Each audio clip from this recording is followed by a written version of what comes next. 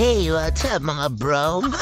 Mga coaches sa KBL, sinabing mas magaling pa si Justin Gutang kay Renz Abando pagdating sa laruan. Sino nga ba ang mas magaling sa dalawa para sa'yo? Samantala, former teammate ni Victor Wembanyama na si Aaron Henry makakaharap ni Kai Sotto. Habulan sa standings ang dalawang team para makapasok sa playoffs this season. Tunghayan ng mga balitang yan sa video natin ngayong araw.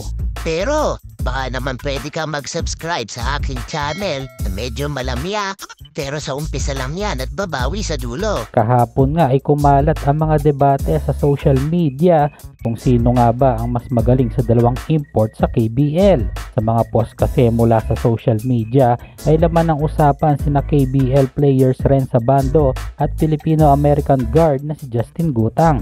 Ayon sa mga kumalat na article ay mas pabor daw halos lahat ng coaches sa KBL na mas magaling daw at efficient si Justin Gutang kesa kay Renz Abando. Mas efficient umano si Gutang pagdating sa kanyang posisyon na naglalaro ng 2 sa 3 at pwede rin maging stretch 4 kumpara kay Renz Abando na undersize ito sa posisyon niyang 2 at 3. Pagdating sa player efficiency rating kasi ay lamang na lamang si Justin Gutang ngayong season na may 23 PER samantalang nasa 15 PER lang si Renz Abando.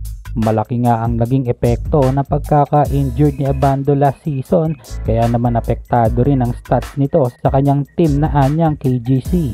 Huling naglaro si Abando sa anyang KGC sa Cebu na makapasok sila sa Final 4 ng EASL kung saan tinanghal silang bronze medalist matapos matalo sa semifinals. Sa ngayon nga ay wala pang balita kung kailan makakabalik si Renz Abando sa KBL season dahil pinapahinga pa nito ang kanyang injury na sumasakit pa rin daw hanggang ngayon. Dalawa pa rin sila ni Justin Gutang sa mga imports na may pinakamalaking salary sa kasaysayan ng KBL. Tinundan niya ng Phil-American guard na si Ethan Albano at ang dating Gilas point guard na si SG Belanghel. Sino nga ba ang mas magaling sa dalawa?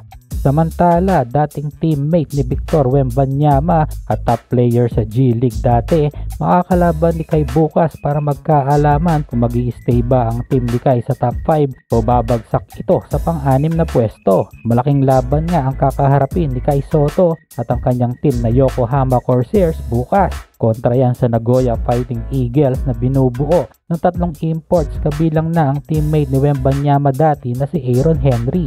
Top scorer nga itong 6'6" guard na si Henry na nag-average ng 14.7 points, 4.9 rebounds at 3 assists this season. Kaya naman papahirapan ito ang depensa ni Kai Sotto sa ilalim, lalo na at paborito nitong umatake sa ilalim ng basket. Pero hindi lang si Henry ang magpapahirap kay Kai Sotto, kundi meron pang isang veteranong player ng Nagoya na si Shano Mara. Malakas at veterano nga kung gumalaw itong 6'10" ng Nagoya, kaya naman isang mahirap na task para kay Kai Sotto ang laban nila kontra sa dalawang import na ito sa Nagoya. Abangan na lang natin ang bakbakan ng dalawang team bukas at kung sino ang tatapak sa pang-6 na pwesto sa Central Division ng Japan B-League.